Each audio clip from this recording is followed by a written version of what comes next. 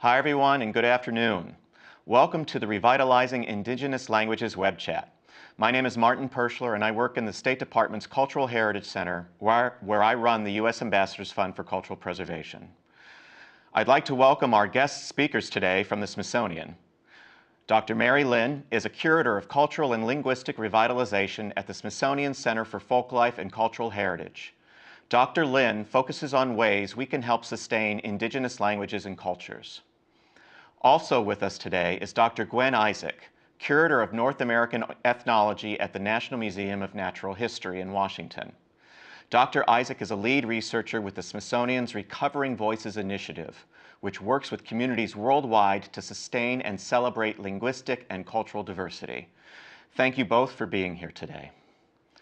I'd also like to give a shout out to our friends around the world who have tuned in to watch, and we hope participate in, this conversation.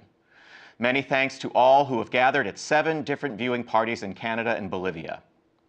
Mary and Gwen, we'd love to hear about the efforts underway to revitalize indigenous languages in North America. After your presentations, we will take questions from our live audience. To our friends watching this online, feel free to ask questions and write comments in the chat space or tweet us at Exchange Alumni. Let's get started. Mary? So if you're here today, you probably know that there is a serious problem with language diversity around the world. But I want to spend a few minutes just getting a little bit background on that. So there's a rapid decline in diversity throughout the world. Globally, linguistic diversity has declined over 20% from 1970 to 2005.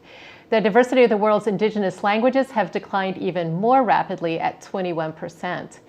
If you look regionally, indigenous linguistic diversity declined over 60% in the Americas, 30% in the Pacific, including Australia, and almost 20% in Africa. So if you can see an index of language diversity slide in front of you, the green light represents the Americas, and you can see the really dramatic decline from 1970 to 2005. Okay. If we compare language endangerment to other forms of endangerment around the biosphere, fish come in at 5% of endangerment. For plants, 8% of all plant life is endangered.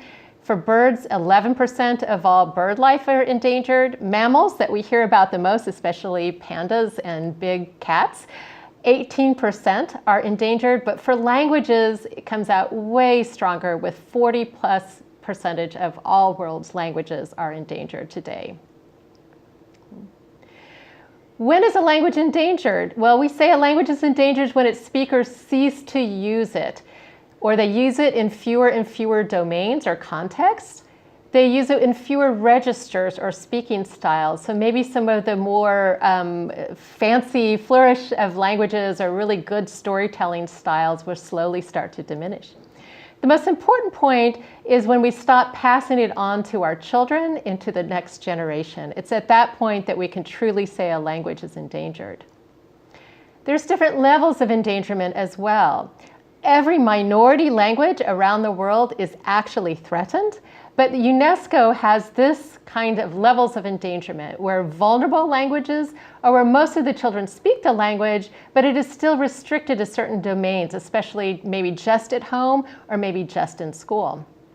A language is definitely endangered when children are no longer learning the language as a mother tongue in the home, and severely endangered when the language is spoken by grandparents or only the older generations, and then critically endangered when the youngest are actually the grandparents or oldest.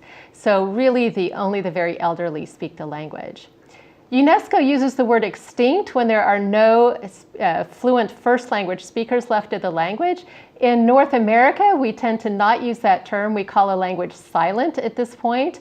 Silent refers to the fact that there's no fluent first language speakers, but there is documentation that exists, and there is a community that identifies with the language and wants to renew it.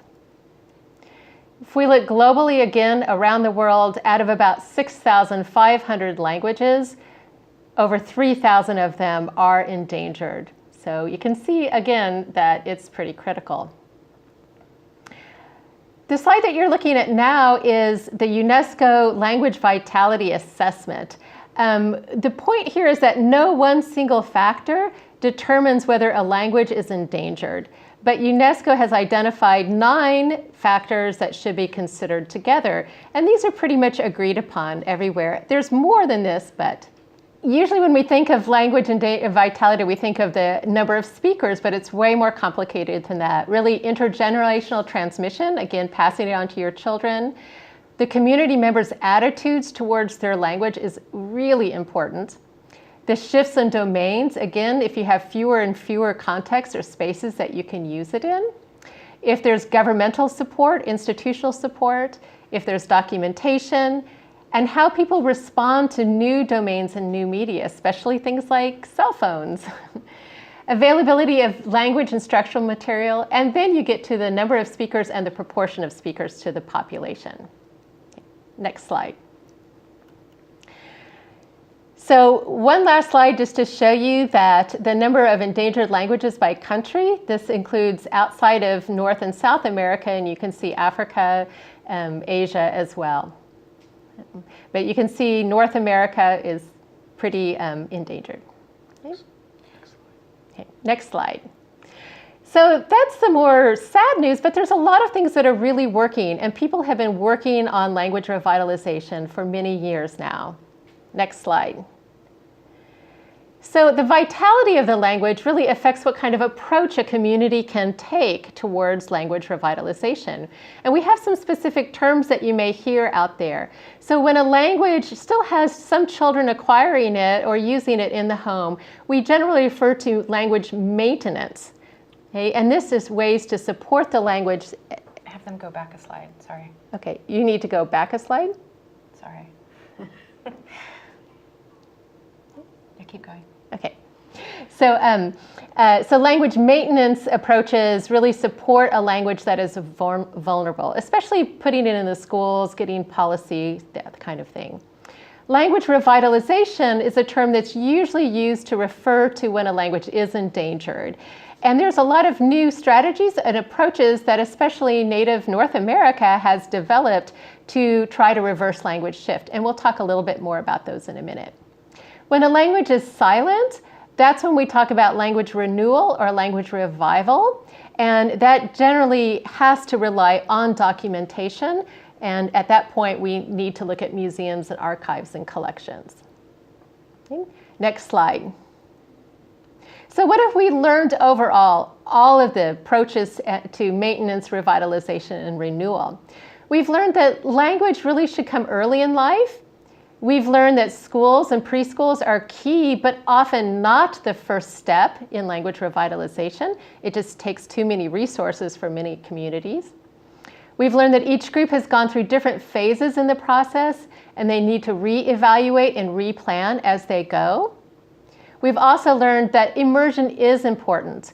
And although adherence of it varies, we know that the more you hear a language, the better you are. Okay, next slide. So let's talk about some of the revitalization approaches, especially, that have been developed in North America. One of these is called the language nest. It actually started in Maori, New Zealand, for the Maori speakers, and later moved to Hawaii. But it's been widely adopted throughout North America. And this is where you focus on a preschool, really small. Oftentimes a language nest is actually in a family with several families coming together. And you use the language with the littlest children. Oftentimes the community will then scaffold the language and create materials for kindergarten. While the kids are in kindergarten, they start preparing lessons and materials for first grade and scaffolding and all that until they get to, in the Hawaii case, all the way through 12th grade. Another approach is the master apprentice. This is for severely endangered languages where there may be only 2 or 3 elderly speakers, and you pair an elder speaker with a younger person who is dedicated to passing on the language immediately. So they immediately turn around and start teaching the language. Another one that's developing right now is a family-focused. You see these in very small communities with few speakers as well, such as Yuchi. In Oklahoma, and these, you're really focused on just the family of trying to put the language slowly back into more, let's say the kitchen at first, the dining room, bedtime activities, and so on. Okay. What have we learned from language revitalization? We've learned that networking and influence of programs on each other, inspiration, is really important. Okay. We've also learned to honor tradition and elders, but allow the language to live in the 21st century. This is something that all tribes and communities that I've worked with have learned. We've also learned that music seems to be very, very important in language revitalization. It gives the young people and the older people something to really concentrate on and inspire them and motivate them. We've also learned that family revitalization coincides with or follows school programs, so that if it's in the schools, it really has to be in the family as well, and support needs to be given to families. Okay. Next slide. So let's talk about renewal approaches. This is when there aren't any first language fluent speakers. The approach here is generally called the breath of life. This was innovated actually in a combination of family approach, but has moved to communities as well by the Miamia, the Miami tribe, and the Wampanoag. Okay? So if you don't have any speakers, then you need to find the documentation. You need to train in linguistic to read the documentation, because most documentation is done in linguistic ease. Okay? You need to start using it in your language, and then your language in your family, and then move out to community. And often using material culture collections to rebuild lost knowledge and life ways that have been misplaced along with the language as well. These are called Breath of Life workshops. They started in California. They've been done in Oklahoma and also in Washington, D.C., and Gwen will talk more about that. There's also communities that have adopted this approach as well. What we've learned from this, well, that documentation is not revitalization by itself, but it is invaluable to communities with no fluent first language speakers. And that it is possible to bring back a silent language. Before these examples, it had never been known to be able to happen. Next slide. So what is success in revitalization? Well, we like to think that revitalization of community use of the language in daily communication, but we really don't have very many examples of that. Maybe Hebrew in some Welsh communities and in some Basque communities as well in Europe. We also think of success as producing new generations of speakers, like in Hawaii. Even if the kids may not be using it in every context, they are considered speakers of the language. We can call it success when we produce 1 or 2 new speakers within a home, like the Miamia, the Wampanoag, or the Yuchi. Next slide. We can also say it's success if one young person learns to speak his or her language. To me, that is an amazing success in many contexts. We can call it success if a community starts using emblematic use of the language, such as greetings, signs, and t-shirts. For many communities, that's the first start. And we can call it success if there's reaffirmation of identity. Next slide. We also consider it success if to reintroduce the language into old and new domains, to get training in revitalization, to document, and to revitalize cultural expressions and traditions such as weaving, music, dance, poetry, foodways. And we can say now that language revitalization is a global movement. It's become worldwide with indigenous and autochthonous communities, and associated with identity and rights and sovereignty, the right to speak the language of your choice, the right and ability to control your education. Access to the language is associated with improvements in children and young adults in graduation, in high school entrance, lower suicide rates, lower substance abuse, and involvement in society. We need more hard data on this, but anecdotally, we know that this is happening. And improvements in local economy as well, through education, through continued local artistry, which is marketable locally and globally. Okay, so we're turning over. Okay, so next slide. This is for Gwen now. Hi, my name is Gwenara Isaac. I'm curator for North American Ethnology at the National Museum of Natural History. I'm a social anthropologist who specializes in studying the intersections of culturally distinct knowledge systems. And this means I take a special interest in collaborative projects between Native American communities and museums. And I chose to come to DC in 2010 to work with the newly started Recovering Voices initiative at the Smithsonian because I saw there was a great need to connect communities with museum collections. The collections represent immeasurable repositories of cultural knowledge, and these are often not available to the majority of community members. Next slide, please. So what is Recovering Voices? It's an initiative made up of research and collaborative programming that uses collections and expertise to support community efforts at revitalizing their language and traditional knowledge. In specific, it brings together 3 units at the Smithsonian, and these include the National Museum of Natural History, where I'm based in the Department of Anthropology. It includes the Center for Folklife and Cultural Heritage, where Mary Lynn is based, and also the National Museum of the American Indian. And we also have external partners. And all 3 of these have extremely important collections and archives and expertise that once brought together create important sort of synergetic power to transform how we think about revitalizing endangered languages. Next slide, please. So if we look at this, the topic of what we do within Recovering Voices, just 3 of the programs that we run. We have the Community Research Program, where we fund groups to come to the Smithsonian and work on the collections.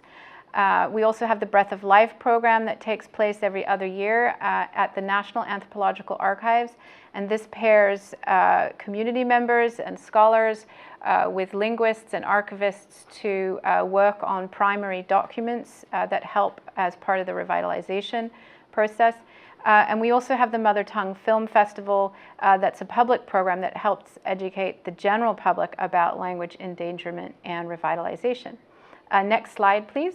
So then if we look at how we do this, I just want to talk a bit about the methodology. So our methodology links people with collections, but this can also be seen as linking expertise with effective modes of access and use. So the 3 specific things I can talk about here are training, such as with the Breath of Life program, where we work to connect communities with archives, collections, and digital databases, but also provide training within those processes. We also privilege groups that incorporate elders and youth in their project design as a means for effective intergenerational transmission of knowledge.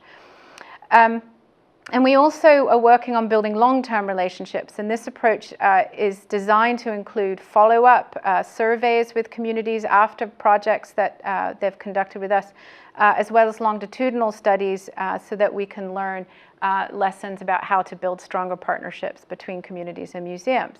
Next slide, please. So I wanted to talk a bit about who we work with. In this specific case, I have 4 communities I'll just touch on very briefly. In the first, the Pueblo of Hopi. We work with Hopi potters who are concerned about the loss of traditional values within the production of pottery, and this is coming from pressure from the art market. So to give you an example, the traditional pottery has often, when it's in a kiln, it produces what the potters refer to as a blush. And this is sort of embodies this idea of friendship and warmth that you feel within a friendship. And the women traditionally used the pottery to develop kin networks between themselves and clan members and so forth. But the art market has put much more emphasis on the aesthetics of the pottery and has dissuaded the potters from producing this blush, so they use electric kilns. And so we're part of a sort of ongoing conversation. We'll be holding a festival, a pottery festival in the spring, where elders and youth will work together around the Smithsonian collections and conversations about what are the traditional values. In the second project, we've been working with Anishinaabe from Manitoulin Island. And the story I wanted to share was that Mina Toulouse, who came with us, from Manitoulin Island to work on the quillwork baskets. Requested when she was traveling. She said, "I'd like to bring my husband. I don't often travel very often." And so she brought her husband, who turned out to be the environmental expert who really sources all the raw materials for her, and he became a key player within the project. And during the time that he was working in the collections, he discovered some early tools that were used in the maple syrup collecting process, and he got very excited. He said he hadn't seen these since he was a child.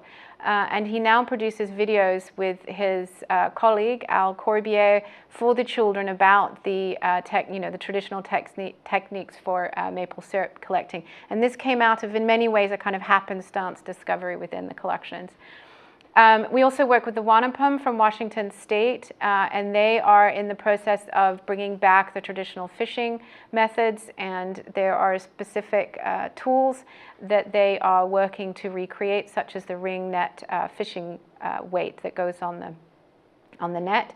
We also recently started working with a group of Wauja from Brazil who are struggling with deforestation, and so when they came, not only were they working in the ethnographic collections, they also spent time with the botanical and mammal collections, identifying them using the Wauja terminology. But we also had a happenstance meeting between the Wauja and the community that was working with us from the Pueblo of Zuni, and this was they had a fascinating discussion between the two of them about medicinal plants. As it turned out, and we hadn't known this at the time, that all of them were medicine men, both from Wauja and from Zuni. And then next slide, please. This leads me on to the next topic, which is health and heritage. It's become clear with all the communities that we work with that health is one of the #1 issues that people are both interested in and focusing on. And we're also finding that there is a direct correlation with revitalization programming and positive outcomes for health, which I think is something that is important, and we are starting to place more emphasis on this within the programming. Next slide, please. So to conclude, I just want to talk about how we find that these collaborations between the communities and the museums are very empowering. And then I can also say that I feel myself that I've been transformed through this, and that I've learnt of all the kind of potential things that can be done in these kind of collaborations and working with collections. And that's also, I think, changed me, transformed me, and opened my eyes to the possibilities. So thank you very much. Well, thank you both, Mary and Gwen, for your presentations. You raise a lot of issues. You describe many successes, and you describe many challenges. And right now, we'd like to go to our viewing groups in Canada. Let's start with Ottawa. Ottawa, do you have some questions for our presenters today? Okay. Hi, my name is Verna McGregor, and I'm with the Native Women's Association of Canada. I just had a question because we've had some resources developed using technology. So have you found that technology has impacted also the retention of the languages? And do you have some examples? Thank you. Okay, that's a really good question. I think that technology has really opened space for youth, for younger learners of a language, and for younger users, even first language speakers in some places. It gives them a space to be able to use the language, especially those who are using it for the first time. It's a safe place. Oftentimes there's not elder first language speakers in that space where they may feel like they're going to be corrected in other contexts. In new media, they aren't, especially on Facebook or WeChat, these kinds of things. They're very comfortable in those domains. It also hooks up youth and young adults in different areas. So if there's only a few people who could speak the language with them when they go to school and then they go home, and if they have internet connection, then they can talk to each other in that way. So in those ways and other ways, games can be very fun. A lot of tribes and villages and places are creating certain kinds of apps. They can also be very good tools for families, especially for the parents, to rely on to help them feel like they can do some of the vocabulary that their children are learning at school. So there's a lot of ways that they're very, very helpful to communities. They can be a distraction like they are to youth anywhere. Your kid could be buried in it too much and not being focused on other things that their parents want them to be focused on, including language. So there's a bad side to them. But I think overall, I've been really pleased with how technology has really made a very good space for younger people to try to use the language. Well, thank you very much, Ottawa. Let's go next to Vancouver. Vancouver, do you have a question for our presenters today? Oh, hi, good morning, and thank you for the presentation. My name is Dr. Eldon Yellowhorn. I'm chair of the Department of First Nation Studies at Simon Fraser University.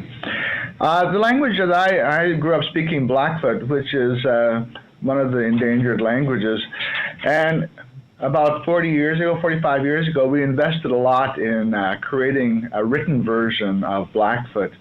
And here we are 40 years later, 50 years later, and writing is still a linguistic novelty.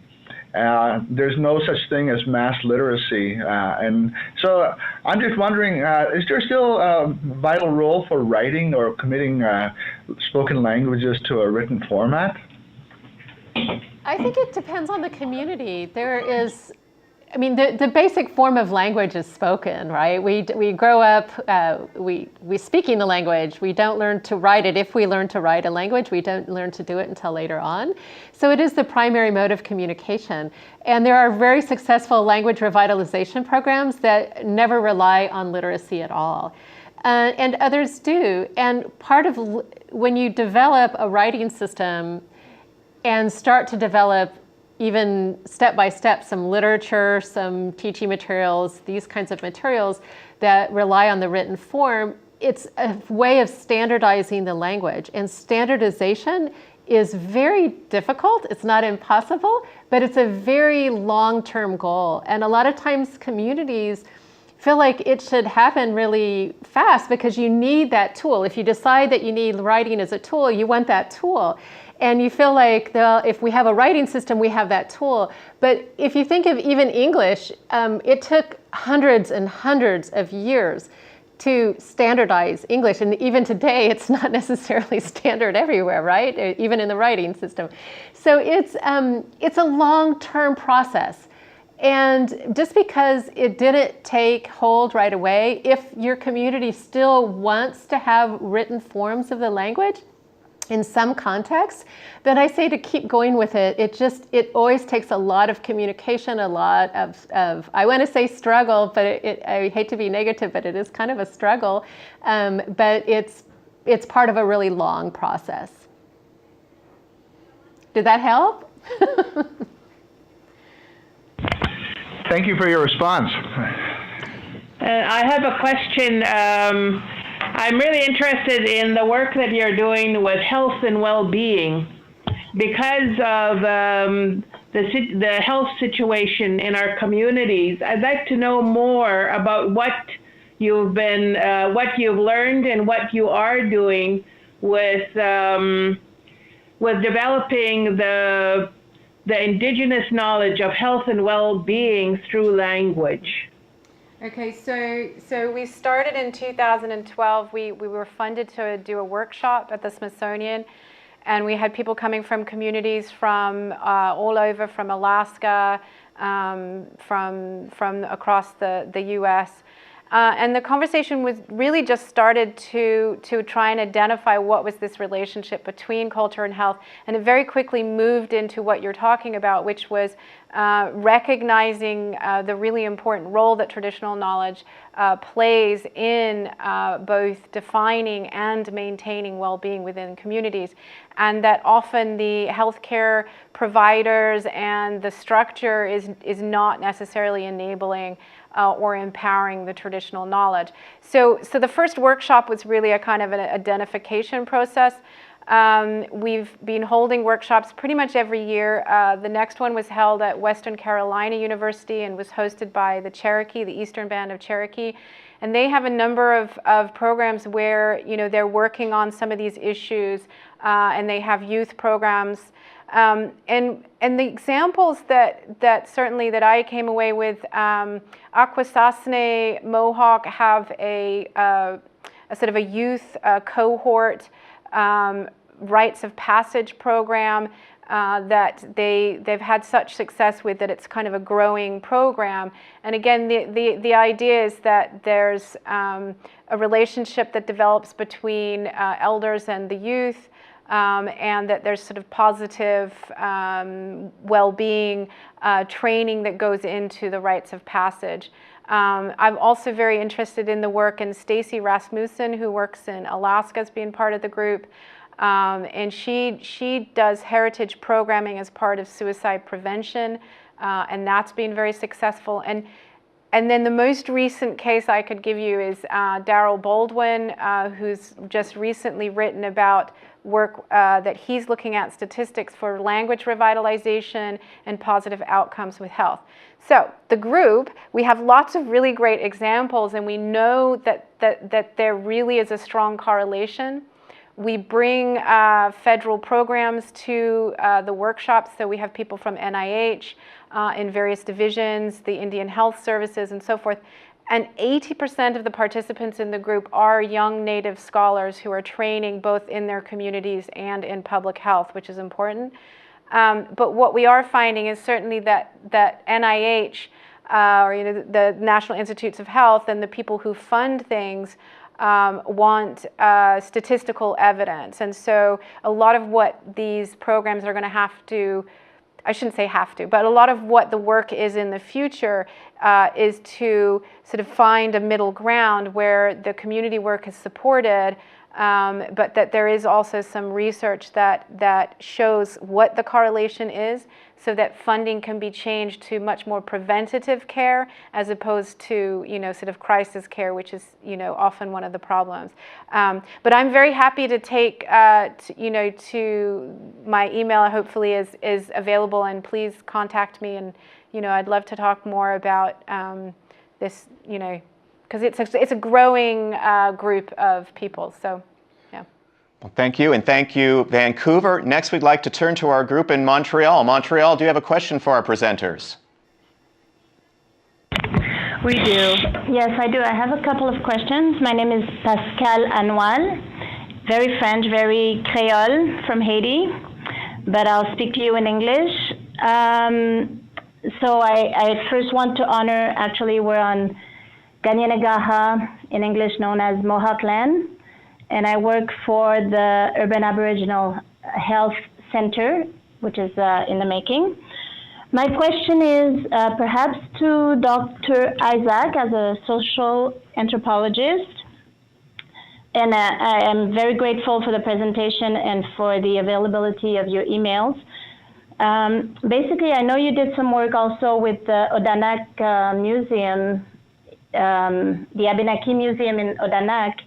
And I was wondering, in this work, do you have the opportunity to leave behind some of the tools being developed, but also the archive and the richness of your discussions to the people with whom you work?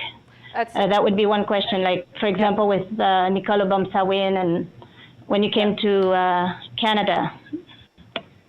Yeah, no, that's a great question. So the Recovering Voices program, one of the specific things that we've learned is necessary is that we videotape, as long as everyone who's participating in the group is happy, we videotape all of the consultation, conversations, and research.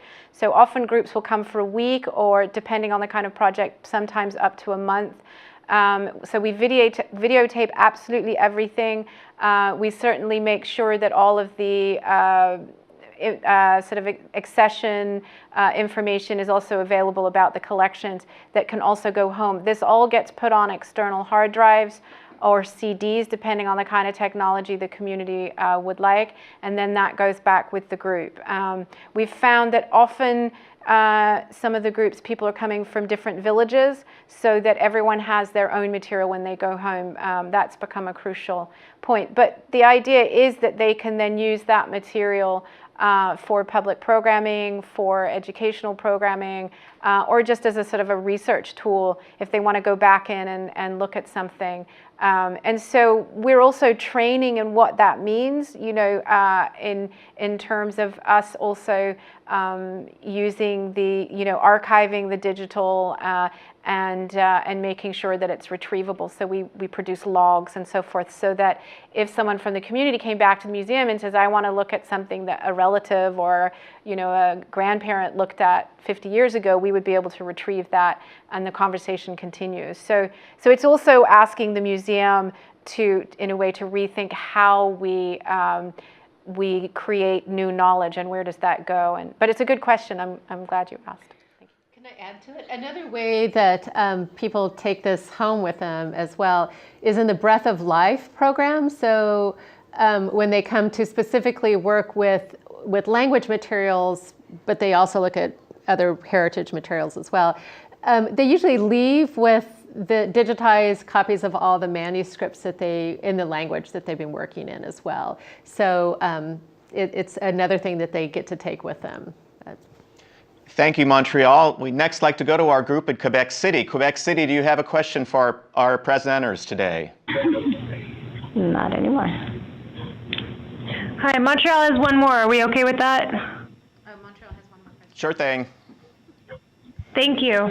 It's a short one. Thanks. So I was wondering also, with the opening of the new Smithsonian African American History Museum and the long existing African arts history, are you privy to some cross-cultural work with those museums in-house on the same issues of language preservation? Actually, yes. For the Mother Tongue Film Festival, we're really happy that this year we have a representative person that has worked in both places at the African American Museum and then also at the National Museum of American Indian. She's interning, I think, over there now. But so we have that crossover. We're definitely trying to include African languages in our film presentations as well. Yep. Okay, thank you very much, Montreal. Quebec City, have a question for our presenters.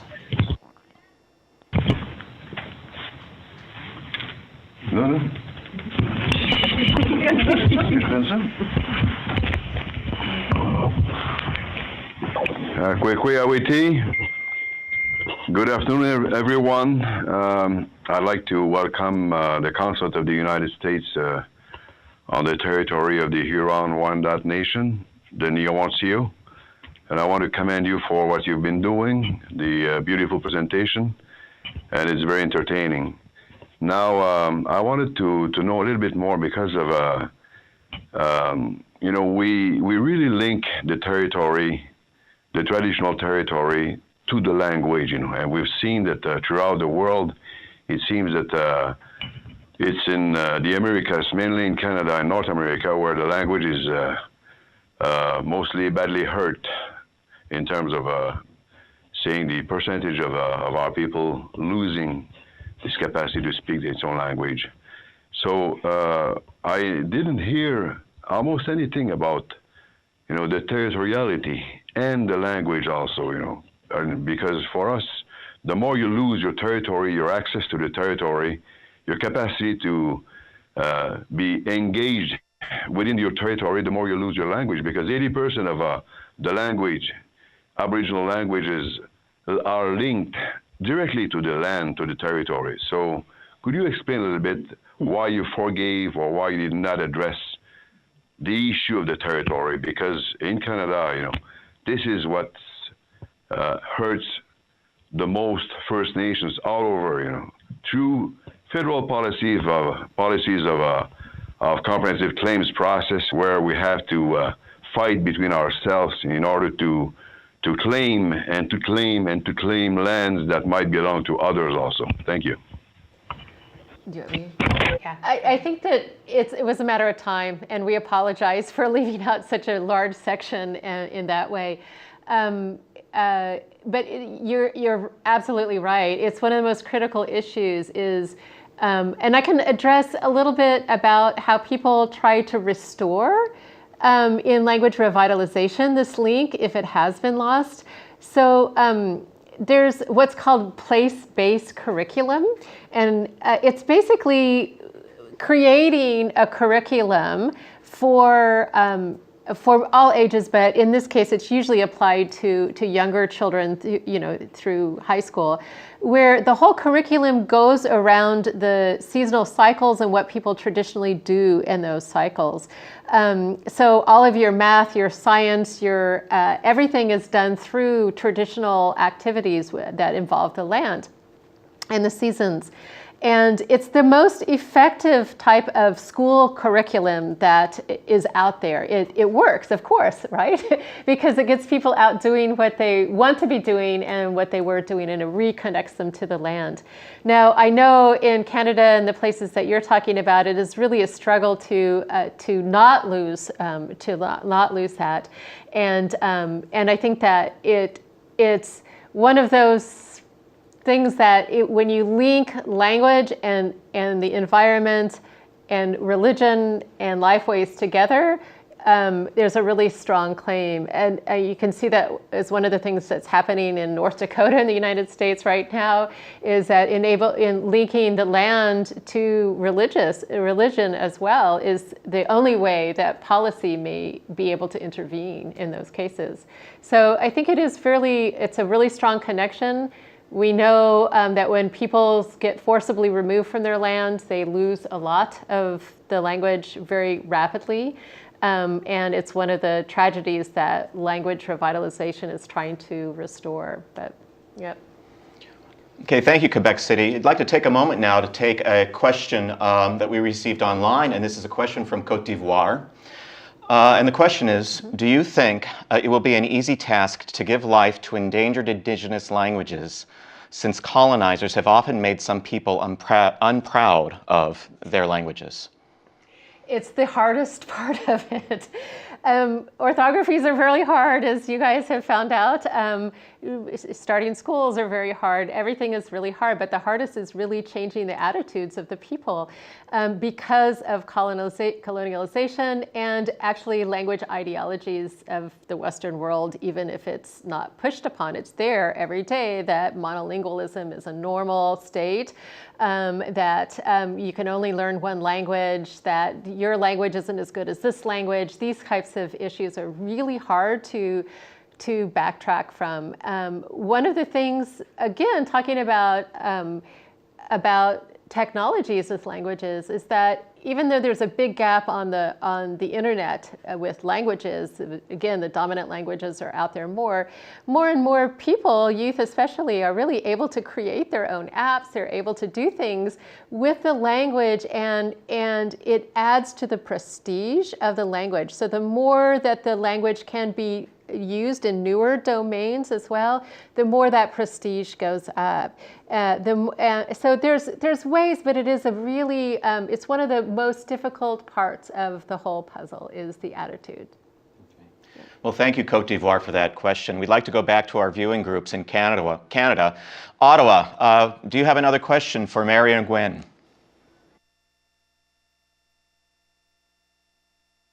Yes, we do. One moment, please. Do I have to come up? Yeah, you can go. Hi. I'm Jeanette Carney. I'm a parliamentary intern at the House of Commons, and I did my master's research in Nunavik looking at mining, so not language related. But one thing that I heard about the Inuktitut language is that there is a possibility of Nunavik and Nunavut and some other Inuktitut speaking areas to standardize the language as kind of a way to protect it or strengthen it. And I was just wondering what your thoughts were on that. So these three different languages or dialects would create one standardized form? Is that what you're saying? Yeah. Okay. Yes, there are examples out there where this can work, okay? They're right. It does help streamline resources. If you have fewer teachers, if you have fewer, resources, it's good to be able to put it all together, right? I would have them look at the Basque situation in Spain. There are 7 different Basque communities. And after the dictatorship ended in 1978, and they were given the right to have education in their own language, they quickly created a standard dialect. It was a dialect that nobody spoke as a home language, as a first language. And it became immediately implemented in all of the schools that had any of the immersion, Basque immersion. And it wasn't an easy sell. It was really hard. The kids were learning a form of Basque that nobody really spoke. There was backlash, but they kept going on it. Good or bad, they kept going. And now there are generations of this 8th dialect now. They call it the 8th dialect because those younger kids grew up and some of them married and they had kids and they used that dialect in the home. And the kids who learned that standardized form could, once they learned that form, they could speak the other dialects because they spoke at least one dialect of Basque. So they aren't really finding that they're losing the dialects. They just added one to it. It wasn't easy, but I think that if they want to find out more, looking at the Basque information, which is often published in English as well, as in Spanish and Basque, and a little bit in French, then I think that's a good model for them to look at. It's possible. Not every community would agree to do it, though. Thank you. I'd like to turn again to Vancouver and ask if there is one more question from the Vancouver group. I have a question. This is Dr. Yellowhorn again. I'm part of for lack of a better term, a Blackfoot diaspora, where people are leaving the homeland and taking the language with them. And when they settle in cities, it's very difficult to maintain that language, at least a fluency in it. So what I wanted to find out, or thought your thoughts on, is recruiting members of the general public to help in this by adopting a language, almost having a boutique language where they can help to continue the survival, and whether this is a good idea. I think if your community feels like they want a lot of outsiders learning the language like that, then that's fine. I would say most languages are okay with anybody learning it as long as they're respectful, right? But there are some groups that don't want a lot of other people learning the language. So if your community, especially your community members that are in a metropolitan area, feel like that's a good avenue and a good way to keep up their practice and expand people to speak with, I think that's really great. Because the more you use the language, the more you're going to keep it or learn it, right? So that gives you another avenue. Another thing people have done in that situation is really setting up, and this is where the writing comes in, if you're writing it, to start really kind of pen pal things back home, the kind of old-fashioned pen pal, or the texting, or coming together in a space where people can get together at least once a week, but forming some other kinds of new spaces, whether it's a boutique language or not, forming these new spaces as well, and reconnecting at home, and often the written language, but now you can do Skype, right? Well, thank you, Vancouver. We have a question from one of our Bolivian viewers, so someone from Bolivia. The question is, one of our main problems is motivating youth to use endangered languages, since many of them consider these languages useless and are even ashamed of using them. And our Bolivian viewer is asking for some advice on how to motivate the next generation. There's probably a lot of people in the audience in Canada that have really great answers to that as well. I wish we could all communicate that way. Well, definitely things that kids are interested in. What are kids interested in? Well, each other, love, right? Oftentimes, creating a place where the youth do what youth want to do. You don't want the language to be a language of authority either, that this is what they're supposed to learn, right? Even if you can get over the hurdle of it being ashamed. So creating safe spaces where they're not ashamed to use it, where it's very protected, and doing something that the kids want to do. I don't know for your particular community what that might be. I would look at music genres, even new music genres. If the kids like rap and there's no really religious reason for them not to do rap, play with rap with them. Do things that they want to do in the language. And I was kind of joking about love, but kids they talk about things that they want to talk about, and that's often what they're doing, and they're interested in boys or interested in girls. It wouldn't be always my first place to start, but again, you want to get them over that hurdle that my language can't be used for what I want it to be, what I want to talk about. So it needs to be modernized for them in some way, and then that they feel safe and comfortable to use it.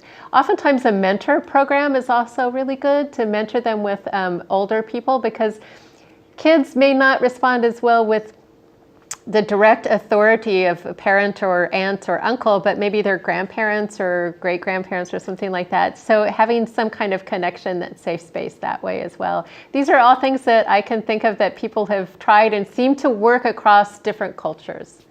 And I just want to add to that from my experience in Wales is that there needs to be an economic advantage to speaking the language. So if there's jobs, if there's radio stations, television, and so forth, then they feel it's the sort of the future. And this builds on what Mary's saying.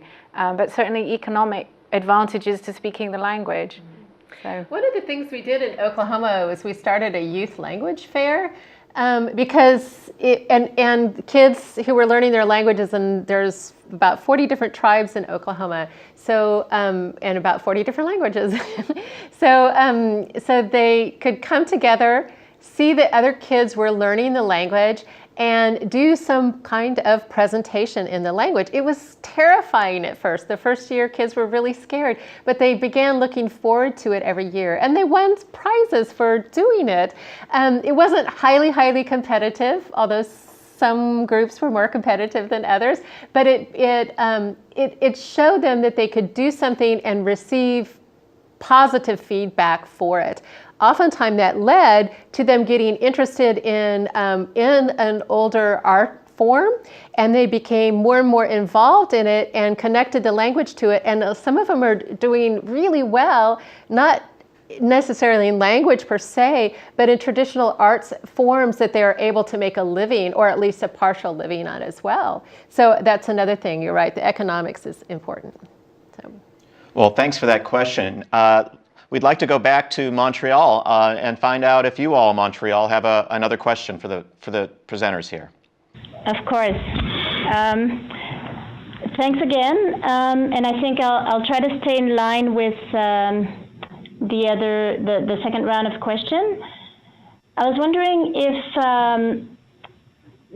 you were to pick or propose to have one indigenous language on the USA land brought to Constitution, a little bit as post-apartheid adoption of the Constitution being rewritten in 11 languages, do you think it would be a venue to support and to affirm an indigenous language? It would, but I would not be the one to choose one. No. 11 is a good number. Ultimately, I think that it would be nice to be given the opportunity for every tribe to translate it, the American Constitution, into the language of their choice, or not to do it if that is their choice as well. So I think that would be even more representative and emblematic of the diversity that is in North America and has always been in North America. So. Thank you for that question, Montreal. Quebec City, we'd like to hear from you if you have a question. Yes, we have 2 questions for now. Thank you. Sure. Yes, can you hear me from here? Yeah, Dr. Grant McConnell from, well, I worked for many years in the International Center for Research on Language Planning in Laval University. And in the 1970s, we started 2 international projects with Dr. Kloss of Germany. One project was a statistical project on the linguistic composition of the nations of the world. And we produced about 7 volumes, including pretty well all of the languages of all of the countries of the world. I think the only major area that we didn't do was Africa because it was so complicated and we ran out of time. But the other project was called the languages of the world, the written languages of the world.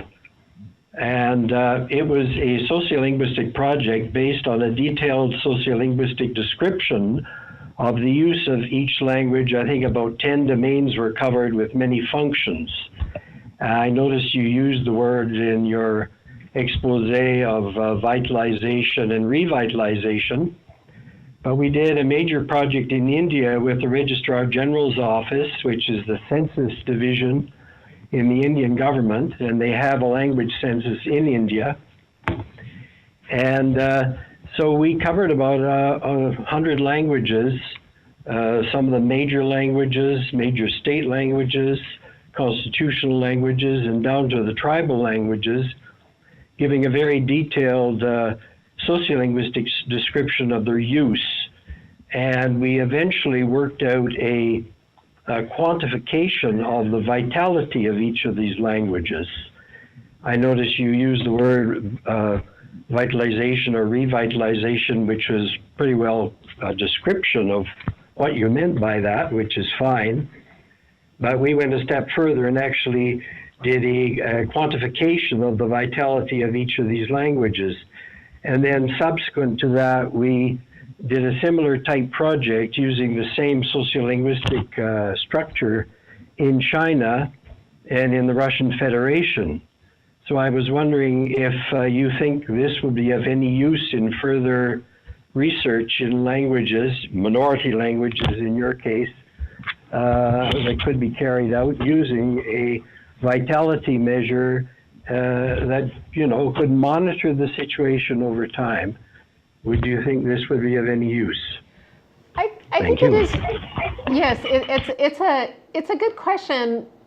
The vitality assessment that I showed you from UNESCO, I mean, it isn't complete, right? You can use it over time, and a lot of times communities put in other factors that are specifically important for them, or, you know, tailor each one of those. I think there is something to be said for determining the vitality of every language. Oftentimes, communities are in such shape that instead of spending time really determining that, it's best to get going on some projects that can help to reverse language shift. But having those, you're right, having those things that we can peg onto and say, well, this is where we are now, and this is where we want to be, and how do we change those? And keeping track of that along the way as indicators that you're saying. I think that's really important for self-assessment in communities. I'm not so sure it's as important for outside of communities to do that as it is for the community to be able to do that, to know what it is that they're indicators that they're looking for, the benchmarks and the problems getting to those benchmarks and keeping track of them as well. It's very complicated who's going to determine this vitality of what community. I like to have it come from inside the community, so. Well, thank you. Sorry to say that the time has come. Second question from Quebec City. Sorry to say that the time has come for us to thank our guests, Mary and Gwen, and to thank all of our viewing parties in Canada and in Bolivia, as well as those watching from around the world. You can stay in contact with us through the International Exchange community, and be sure to check the Center for Folklife and Cultural Heritage and Recovering Voices websites for more information.